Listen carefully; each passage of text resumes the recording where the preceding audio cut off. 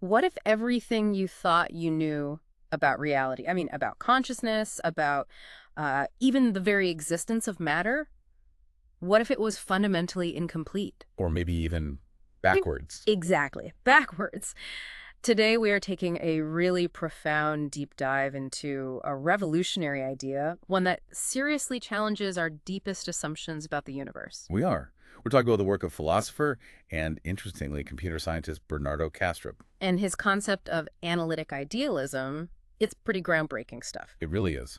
So our mission for you, listening in, is to unpack Kastrup's bold argument. It's compelling. He argues the universe isn't just made of, objective, mindless matter, which is kind of the standard view we often get taught. All right, this sort of default assumption for many. Instead, he proposes it is, at its core, a single universal mind, a vast consciousness. That's the core idea. We're going to explore how this idea could completely reframe, well, everything. Our understanding of consciousness itself, the physical world around us, even our own sense of being an individual. Our purpose, maybe? It's a huge conceptual shift. It's a big concept, yeah. But we're here to guide you through it, step by step. And it's important to stress, this isn't just abstract philosophy floating out there in academic papers, completely disconnected from anything real. Good point. What's truly remarkable about Kastrup's approach is how meticulously he builds his case. Yeah.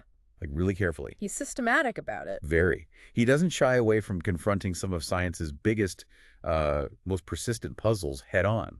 He presents this coherent framework that actually aims to resolve many of the mysteries that modern science still grapples with. So he's not just throwing out an idea. No, not at all. He's constructing a rigorous argument.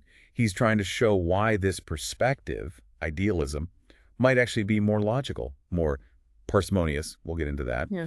and ultimately more consistent with what we actually observe in the world. It's like offering a completely different lens to view reality through. Exactly. A different, but he argues, highly rational lens. Okay, let's unpack this, because to really get a handle on Kastrup's proposal, which is pretty radical, I agree we with you. first need to understand what he's pushing back against. The status quo, if you like. Yeah, the dominant paradigm. Right. So when we talk about how most people, and frankly a lot of mainstream science, understand reality, we're usually talking about something called materialism.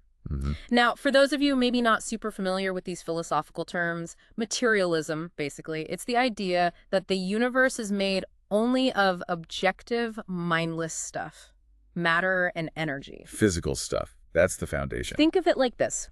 Everything that exists, from the tiniest subatomic particle zipping around to the biggest galaxy cluster way out there. And including us, our brains. Yes, even our own brains. It's all just physical stuff, fundamentally unconscious, sort of like tiny billiard balls bouncing off each other, governed by physical laws, no inherent awareness. Right. Impersonal, objective. And within this materialist view, consciousness, our subjective experience, all the vivid thoughts, the deep feelings, the vibrant colors you see right now, the sound of my voice. The taste of your coffee, the feeling of warmth. Exactly. Your very sense of being you, that's all seen as somehow emerging from this mindless matter. Like a ghost in the machine, almost. Sort of. It's often considered a byproduct, something that arises from incredibly complex brain activity, maybe like a really sophisticated computer program running on the hardware of your brain. The software running on the wetware, as they sometimes say. Yeah. So the brain creates consciousness. That's the core assumption of the mainstream view. That's the bedrock of materialism, really. Okay, let's unpack this then. Yeah. What is the fundamental challenge to this long-held belief? The thing Kastrup argues materialism just cannot overcome. Okay, this is absolutely central. This is where Kastrup identifies what he and actually many others in philosophy and neuroscience call materialism's Achilles heel. Its weak spot. Its fatal flaw, arguably. It's called the hard problem of consciousness. Right, I've heard that term, coined by David Chalmers. That's the one, philosopher David Chalmers. And Kastrup really latches onto this as the central, intractable mystery that materialism, at least in its current form, simply cannot solve. Okay, so what makes it hard? Well, it's important to understand this isn't just about figuring out how our brains process information or, how neurons fire when we think about something or recognize a face. Science is making incredible progress on those questions. Mapping brain activity, cognitive function. Exactly. Chalmers calls those the easy problems. Now, they're not easy, obviously. They're incredibly complex. Right, haha, easy for whom? Exactly. But they're considered solvable within the existing materialist framework. We can imagine, eventually, fully mapping the neural correlates of thought, perception, memory. We can see a path forward. Okay, so the hard problem is different. How? The hard problem is about why we have subjective, qualitative experiences at all. Why is it that when photons, say, bounce off a red apple and hit your retina, an electrical signal zip through your optic nerve into your brain? Yeah, the physical process. Right. Why don't you just process that information in a cold, computational way, like a camera feeding data to a computer?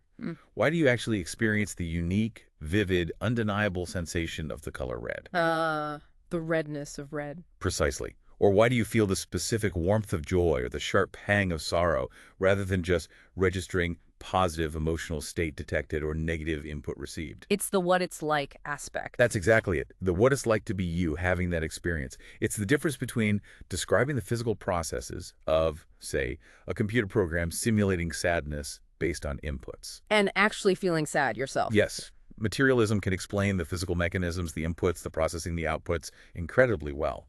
But it hits a brick wall when trying to bridge the gap from objective neural firings to subjective inner qualitative first-person experience. That gap. It's what philosophers call the explanatory gap. How do you get subjective awareness from objective complexity? Materialism doesn't have a convincing story for that leap. That distinction feels really crucial.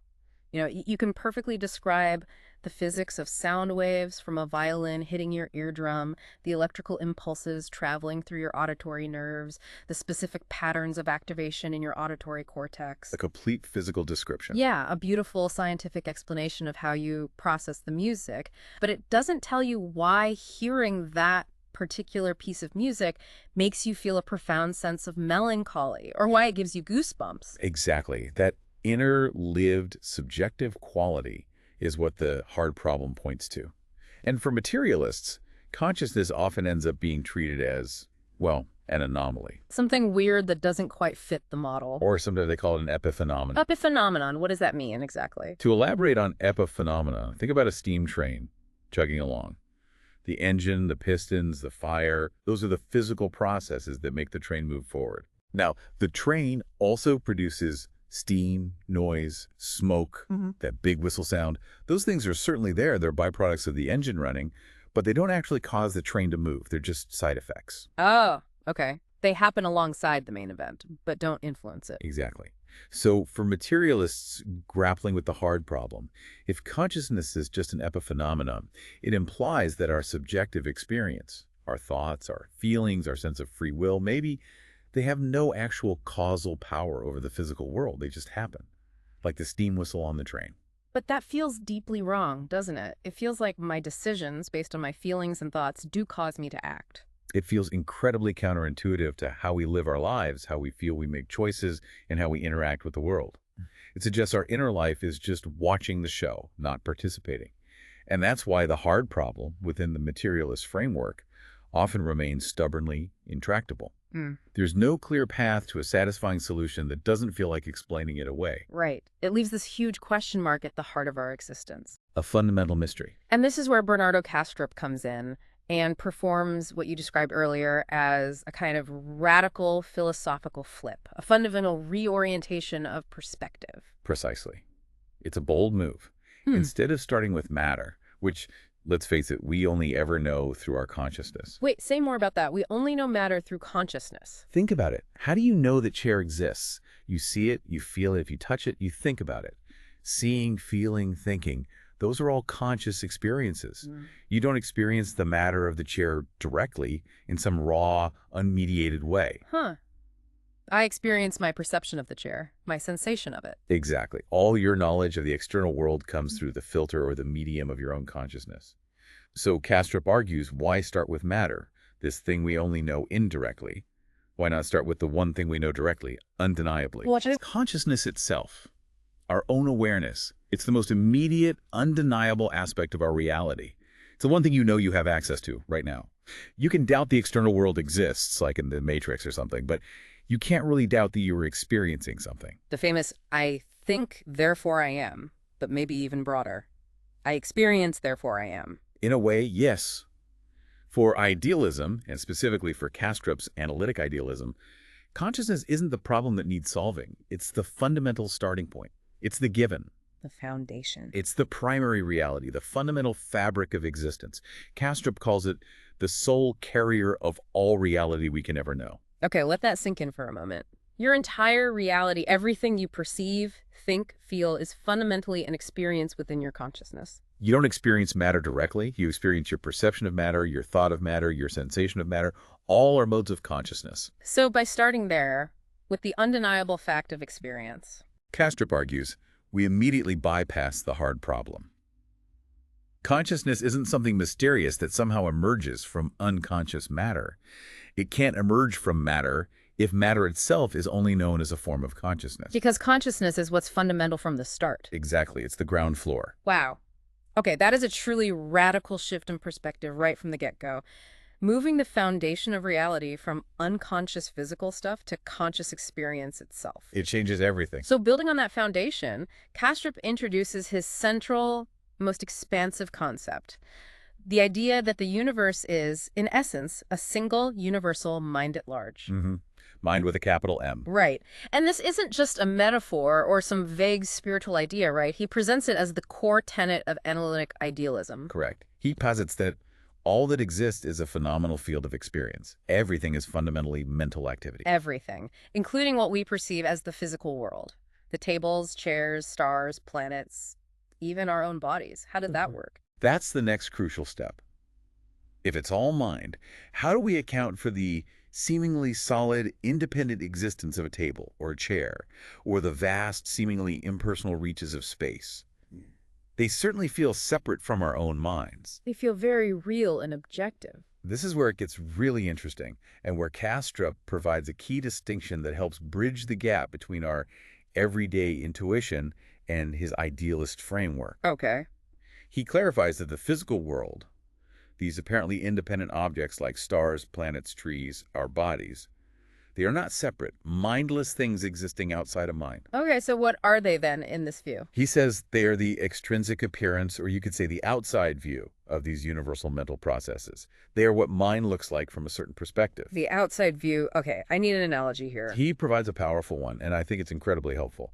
Imagine you're observing a living human brain. Okay, like a neuroscientist. Right. Looking at it from the outside, maybe with an fMRI machine, or perhaps even directly observing the brain tissue during surgery. What do you see? I see. Gray matter, blood vessels, maybe electrical activity on a monitor, chemical signals, physical stuff. Exactly. You see the physical correlates of thought, the observable, measurable physical manifestation.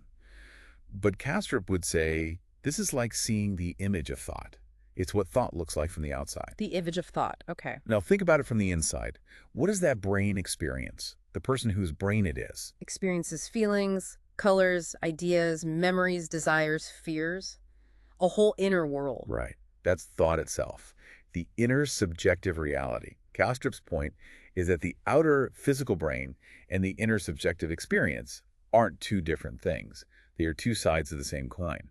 The physical brain is simply what the inner subjective experience looks like when observed externally, from a dissociated viewpoint. So the gray matter isn't causing the thoughts. It is the thoughts, just viewed from the outside. That's the idea. The physical brain is the extrinsic appearance of the person's inner conscious life. Okay. So if you apply that analogy to the entire universe, what does that tell us? Kastrup extrapolates this exact idea to the cosmos itself, to the universe as a whole. He makes this profound statement. The physical universe is what universal mentation looks like from a particular vantage point. Oh, wow. Universal mentation, like the thinking we're experiencing of the universal mind. Exactly. The physical world, all the galaxies, stars, planets, rocks, trees, our bodies. It's the observable manifestation of mind at large. It's how that universal consciousness appears when viewed from a limited, localized perspective, like ours. So it's not that consciousness is somehow trapped in matter, Right. or that matter creates consciousness. Rather, matter is consciousness, but viewed externally. It's the observable behavior, the appearance, the structure of that underlying fundamental mentation. That connects directly to that incredibly memorable phrase the sources mention. Matter is simply the dashboard of consciousness. That's a fantastic analogy he uses, yes. That really clicks. That's a key point for you, the listener, to really grab onto. Matter isn't some separate inert substance existing independently out there. It's the interface. It's the interface, the observable aspect of what's fundamentally mental activity. It's how the universal mind experiences and presents itself. especially to its localized perspectives, like us. Precisely. Hmm. It emphasizes that the physical world isn't separate from mind. It is mind, but viewed externally. Think of it like watching ripples on a pond. Okay. You might think the ripples are somehow separate from the water, but they're not, are they? The ripples are the water just behaving in a particular dynamic way. They are a pattern, a manifestation of the water itself. I see. The water is the substance, the ripples are its behavior. Just so. In the same way, matter from a distant galaxy down to the chair you're sitting on is the behavior, the manifestation, the observable pattern of this fundamental universal consciousness. And the laws of physics, then, what are they in this model? The laws of physics, Kastrup suggests, aren't external dictates imposed on dead, inert matter. They are the consistent habits or the regular patterns of behavior of the universal mind, the way consciousness consistently manifests itself. So gravity isn't a force acting on matter. It's part of the way universal mind behaves, which we perceive as matter and its interactions. That's the implication. Consistency in mental behavior appears to us as physical law. Okay, this is huge. Yeah. So if reality is one universal mind, this single vast ocean of consciousness, Yeah. then the immediate question, the one that probably jumps right into your mind if you're listening, is this. The big one. If it's all one mind, why do you and I experience ourselves as separate, as distinct individual beings? Why do I feel like me, completely distinct from you and from everything else, with my own private thoughts, my own unique memories and perspective? It's the crucial question, isn't it? If it's all one ocean, why do we feel like separate drops? Exactly. This seems like a major hurdle for any idealist view. How does Kastrup address this? Because this is where his model really needs to offer something solid, something modern and coherent. And it absolutely does. Mm-hmm. This is arguably Kastrup's most innovative and I think most compelling contribution to the long history of idealist philosophy. He explains individuality through a concept borrowed from psychology. Which is Dissociation. Dissociation. Okay, for our audience, when we hear dissociation, maybe we think of just zoning out during a boring meeting or being so lost in a book you don't hear someone calling your name. Mild stuff. Right, those are everyday mild forms. We all experience those. But there's also a much deeper clinical understanding of dissociation, often linked to trauma, but demonstrating a fundamental capacity of the mind. Okay. And Kastrup delves into this deeper understanding, citing clinical evidence, particularly from dissociative identity disorder, or DID. Which used to be called multiple personality disorder. Correct. In DID, a single human psyche, one individual person, one mind, one brain, can fragment or dissociate into multiple distinct identities or personalities. They often call them alters. Right. And these alters can be really distinct. Incredibly distinct. They can have their own unique names, ages, genders, memories, behaviors, accents, preferences, even different physiological responses. Things like different allergies or needing different eyeglass prescriptions. All originating from one person. All originating from a single individual mind and body. It's a profound, if sometimes unsettling, demonstration of how one mind can, under certain conditions, experience itself as multiple, seemingly separate, distinct conscious centers. Okay, that's fascinating in itself. How does Kastrup use this clinically documented phenomenon? What's truly fascinating here is Kastrup uses this established human psychological capacity as a powerful analogy for the entire universe. He posits quite remarkably that we are analogous to dissociated alters of mind at large. Whoa, so we are the alters. Individual consciousnesses are like dissociated personalities within the one universal consciousness. That's the core analogy. Just as a single human mind can contain multiple bounded centers of self-awareness, the single universal mind differentiates itself into countless individual loci of experience. So if we are like these dissociated alters of a universal mind, how does that work on a cosmic scale? It sounds almost poetic, but also, yeah, mind-bending. He explains it beautifully using another metaphor.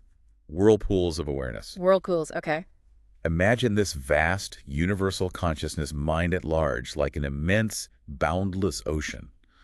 Limitless potential for experience. Got it. A sea of awareness. Now, within that ocean, certain regions or segments of it can localize or focus themselves. They form patterns, like seemingly separate whirlpools of awareness spinning within the larger body of water. Okay, I can picture that little eddies in the stream. Exactly.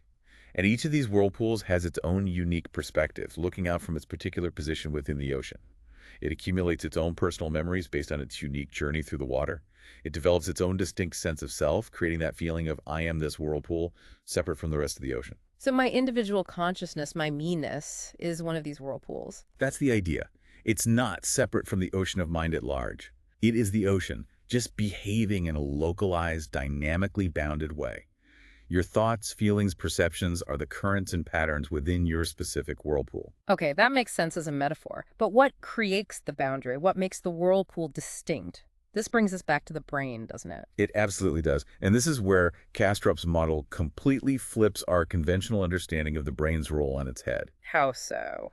He argues that our individual psyches, our consciousness, our whirlpools are not generated by our brains, as materialism insists. Right. Materialism says brain creates mind. Idealism, specifically Kastrup's version, says it's the other way around, or rather they are aspects of the same process.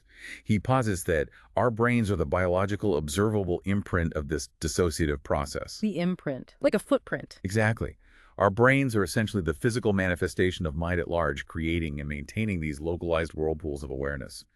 The brain is what the dissociative boundary looks like from the outside. So, Wait. The brain doesn't create consciousness. Correct. It acts as something else entirely. It's not the source, but maybe the structure, the interface. Precisely. The brain doesn't create consciousness. It is the image of a boundary that filters and localizes it. It's the physical mechanism that corresponds to the creation and maintenance of our sense of separate self within the larger universal mind. Like the banks of a river define the river's flow. Or think back to the whirlpool analogy. The brain is like the specific dynamics, the complex interplay of currents, eddies, and surface tension that define the shape, structure, and behavior of a particular whirlpool within the larger body of water.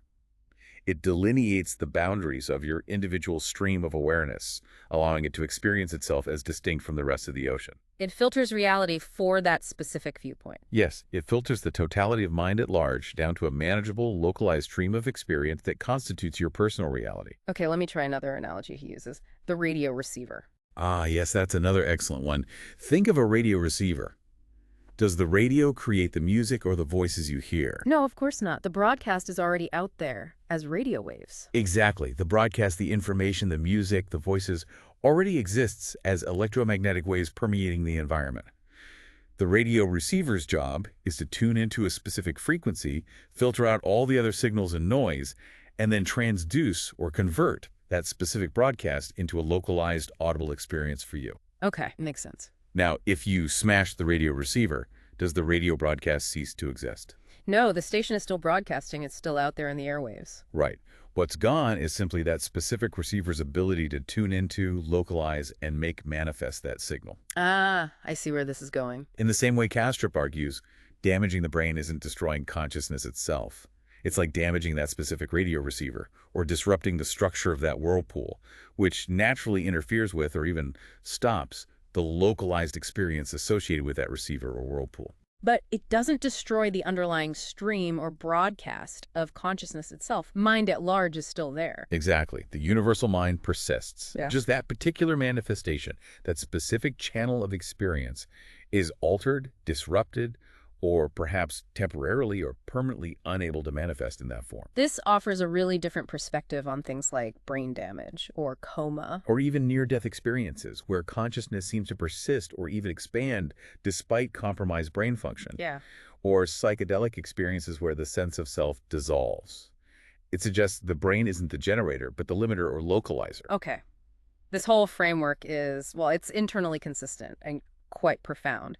And Kastrup doesn't just present it as a neat philosophical idea or a set of poetic analogies. He argues it's actually more powerful than materialism. He does. He argues it's not only more logical, but also more effective at explaining reality. And one of his main arguments for its power is that this model is more parsimonious. Right. Parsimonious, which sounds fancy, but It just means simpler, right? essentially, yes, simpler in a specific philosophical sense.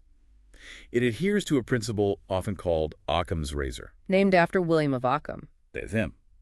The principle basically suggests that when you have competing explanations for the same phenomenon, the one that makes the fewest new or unnecessary assumptions is usually preferable, assuming they both explain the data equally well. It's about explanatory elegance and not multiplying entities beyond necessity. Don't make things more complicated than they need to be. Pretty much. Now, if we connect this back to the bigger picture, think about materialism again. As we discussed, it requires, fundamentally, two entirely different ontological categories. Ontological categories, meaning the basic kinds of stuff that exists. Exactly. The fundamental building blocks of reality. Materialism says there are two completely different kinds. Physical stuff, matter and energy, and then somehow mental stuff, consciousness, subjective experience. Two distinct, irreducible things. Matter and mind. And then, crucially, it posits this miraculous, unexplained leap, the hard problem, where consciousness somehow emerges from completely mindless matter without any clear, intelligible mechanism. It's a fundamental split in reality, requiring these two categories plus a mysterious bridge between them that remains completely baffling. So it posits two fundamental things and a miracle. How does analytic idealism improve on this in terms of parsimony? Analytic idealism, Kastrup argues, is far more parsimonious because it requires only one mind, just one fundamental ontological category. One kind of stuff. That's it. It's ontologically monistic, so there's only one kind of fundamental reality, and that's consciousness or mentation.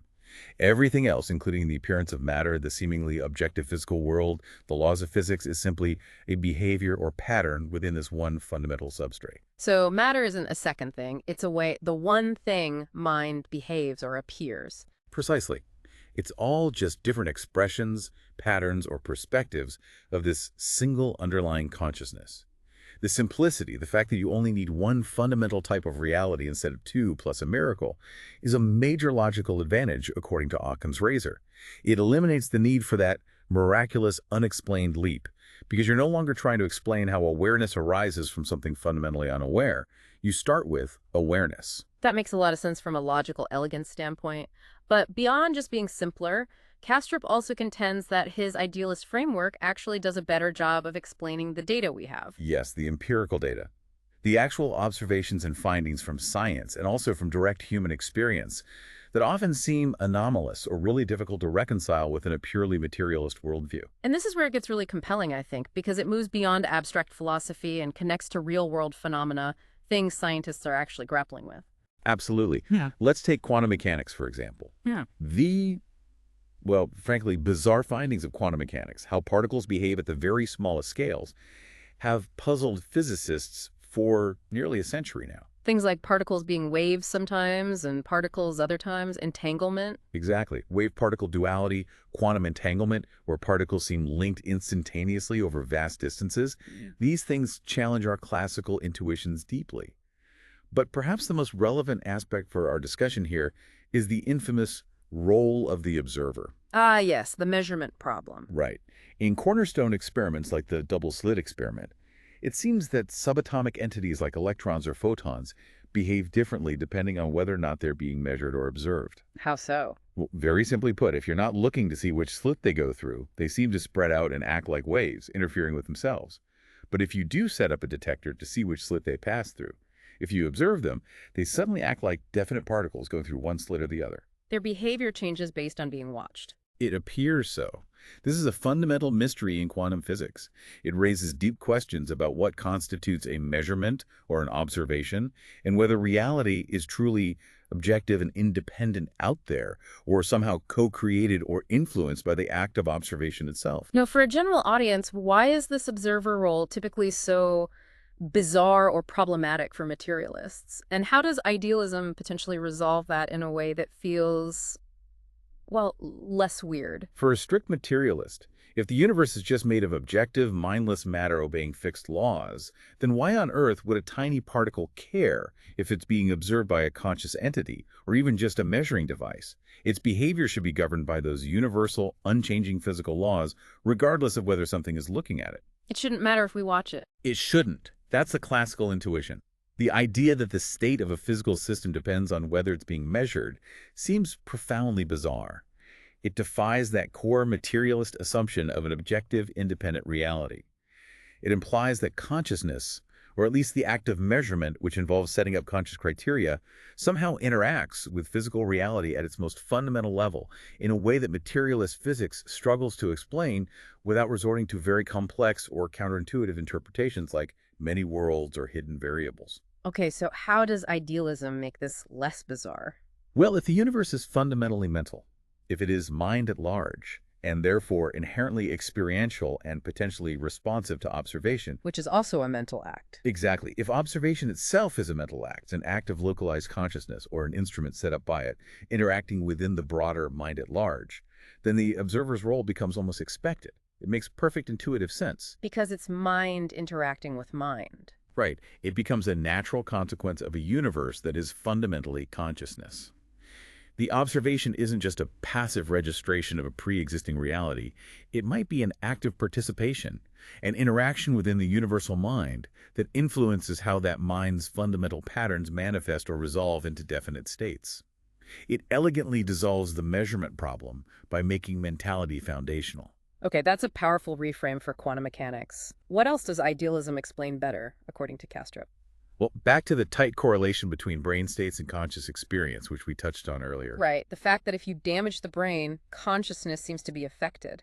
Materialism says, see, brain creates mind. Materialism says brain activity produces consciousness, so naturally, damaging the brain damages or extinguishes consciousness. Idealism, however, explains this correlation just as well, if not better, but with a completely different underlying mechanism, one that avoids the hard problem entirely. How? Remind us of the idealist explanation. Remember our analogies, the radio receiver or the whirlpool. In analytic idealism, the brain isn't the producer of consciousness, it's the localizer, the filter, the extrinsic appearance of the localized conscious process. The image of the whirlpool. Precisely. So damaging the brain is like damaging the localization mechanism, the whirlpool, which naturally disrupts the flow of localized experience. If you damage the structure that defines the whirlpool itself might dissipate or become chaotic. It messes up the individual experience. Exactly. It disrupts or alters the manifestation of consciousness in that specific individual form. But crucially, it doesn't negate the existence of the underlying stream or ocean of consciousness itself, mind at large. Just like smashing the radio doesn't destroy the broadcast. Right. The universal consciousness is still there, fundamentally, but that individual's access point, their particular expression of it, is hindered, altered, or perhaps even ceases to function as an individual locus. This means that even if a person's brain is severely damaged or even ceases functioning entirely upon death, their consciousness, in its fundamental universal sense, isn't necessarily annihilated. Its manifestation as that particular individual whirlpool is simply disrupted or ended. That offers a very different and arguably, as you said, maybe more comforting perspective on experiences like coma, dementia, or even the nature of death itself. It's not necessarily oblivion. It opens up possibilities that materialism tends to foreclose. It frames these conditions not as the destruction of consciousness, but as alterations in its localized expression or filtering. So again, it's not that the brain creates consciousness, it's the interface or the filter for it. If you damage the interface, the experience changes or stops, but the source remains. This model beautifully explains the observed correlation without falling into the hard problem trap of trying to generate subjective experience from objective, non-experiential stuff. Precisely. And there's one more area where Kastrup's model provides a potentially more coherent and profound explanation. The realm of transcendent, mystical, or psychedelic experiences. Ah, okay. Those experiences that often seem to defy easy explanation. Exactly. These are experiences often described by people as moments of profound unity, a feeling of deep interconnectedness with everything, a dissolution of the boundaries of the personal ego, or experiences where individuals feel like they've tapped into some larger reality or a universal consciousness. We hear about these from deep meditation, near-death experiences, sometimes spontaneously or famously, under the influence of certain psychedelic substances like psilocybin or LSD. Yes, all of those fit into this category. Experiences where the ordinary sense of being a separate self seems to fall away, replaced by something much larger, more unified, often described as ineffable but deeply meaningful. Now, how does a standard materialist perspective typically view these experiences? Well, often, from a strict materialist standpoint, these experiences are explained away or reduced to mere brain chemistry gone awry. They're seen as hallucinations, delusions, anomalies, simply unusual patterns of neural activity triggered by hypoxia or drugs or intense psychological states. So they're interesting brain phenomena, perhaps, but not necessarily windows into any deeper or truer reality, just the brain doing weird things. Pretty much. They might be studied for their effects on mood or therapy, but their content, the feeling of oneness, the encounter with universal consciousness, is often dismissed as purely subjective illusion generated by a malfunctioning or unusually stimulated brain. Okay, so how does analytic idealism account for them differently? Does it take the content more seriously? Immensely so. In Kastrup's framework, these extraordinary experiences aren't dismissed as mere noise or illusion. Instead, they can be understood as moments where the dissociative boundary of the ego temporarily thins. The boundary of the whirlpool. Exactly. Remember how we as individuals are like these dissociated whirlpools of the universal mind, each defined by a boundary represented physically by the brain that filters reality and creates our sense of being a separate self. Well, Kastrup suggests that these transcendent, mystical, or psychedelic states are moments where that boundary, that filter which creates our sense of separateness and largely filters out the larger reality of mind at large, becomes temporarily permeable or even dissolves. The walls of the whirlpool become thinner or disappear for a while. Precisely. This thinning or dissolution of the boundary allows for a more direct, unfiltered experience of the broader mind at large. It's not a hallucination generated by the brain. It's potentially a momentary lifting of the veil, a glimpse into the underlying, unified, universal reality that is always present but normally occluded or filtered out by our individual ego boundaries, by our brain's normal filtering function. So it's not the brain creating a weird experience, it's the brain temporarily getting out of the way and allowing a broader reality to flood in. That's a great way to put it. It's a profound validation of the content of these experiences, suggesting they could be genuine insights into the fundamental nature of reality, rather than mere brain malfunctions or meaningless hallucinations.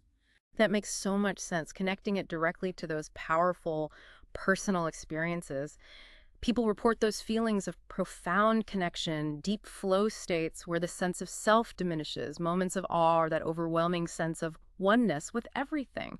It provides a meaningful, coherent framework for experiences that otherwise seem inexplicable or purely pathological from a strictly materialist viewpoint. It validates them as potentially actual insights into the nature of things, not just random anomalies of brain function. It really gives weight to those moments where we feel fundamentally interconnected and larger than our ordinary bounded selves. It truly does. Okay, so as we start to wrap up this deep dive, let's try to bring it all together. Let's recap Bernardo Kastrup's core argument. Sounds good. What we've explored today is really a powerful, highly reasoned, modern articulation of idealism. That ancient philosophy, but updated. It's the idea that consciousness is primary, it's fundamental. The ground of being. And matter, the physical world, it's simply its appearance, its extrinsic look. Or, as we love the analogy, Matter is the dashboard of consciousness. Exactly. It's a unified, single-substance view of reality. Monistic. And within this elegant, parsimonious framework, Kastrup argues he effectively resolves the hard problem of consciousness. He does this by making consciousness the foundational given, rather than an emergent mystery that somehow springs from non-conscious stuff and defies explanation. Right. It dissolves the problem by changing the starting point. He also provides, crucially, a coherent explanation for our sense of individuality, why we feel separate. He does this through that innovative application of the psychological concept of dissociation, The whirlpools in the ocean. showing how we can be distinct expressions, localized centers of experience within a single universal mind, much like altars in D-Day or whirlpools in a vast ocean, our brains being the image of that dissociative boundary. And ultimately, he argues this offers a more parsimonious, a simpler, more elegant, and arguably more empirically robust model of reality. One that aligns better with, or at least makes more intuitive sense of, perplexing scientific findings like the observer effect in quantum mechanics. Mind interacting with mind. The tight correlation between brain states and conscious experience, without needing the brain to create mind. The radio receiver analogy. And the profound nature and content of transcendent, mystical, and psychedelic experiences. Taking those experiences seriously as potential glimpses of reality. Exactly. So what does this all mean for us, not just as an interesting intellectual exercise, but potentially in our everyday lives? How might this perspective shift things? Well, I think what's truly transformative about Kastrup's ultimate conclusion is how it completely reframes our place in the cosmos. The universe, in this view, is described not as a cold, dead, meaningless machine that accidentally randomly produced life and consciousness. Which is kind of the bleak picture materialism can sometimes paint. Right. Instead, the universe is reframed as a living, conscious entity, intrinsically aware, perhaps even purposeful in some sense. That's a profound shift from a mechanical, lifeless cosmos to one that is inherently vibrant, aware, experiencing itself. A universe that feels, that perceives, that perhaps even intends. And within this living, conscious cosmos, what about us? Where do we fit in? We are not just accidental byproducts, chemical scum on a random planet, or mere specks of dust lost in an indifferent void. That's a common feeling materialism can engender. Yeah, a sense of cosmic insignificance. Instead, in analytic idealism, we are seen as localized participants. We are integral expressions of this universal mind, coming to know itself through our diverse individual experiences. So our existence, our consciousness, isn't just some fleeting anomaly doomed to disappear without a trace. It's potentially a fundamental part of the universe's own ongoing process of self-exploration, self-realization, and unfolding awareness. We are, in a very real and profound sense, the universe experiencing itself from countless unique points of view. We are the eyes through which the universe perceives itself, the minds through which it thinks itself. Beautifully put. We are instances of its self-perception. And that leads us, inevitably, to a final provocative thought, something for you, our listener, to perhaps mull over long after this deep dive is finished. A takeaway question.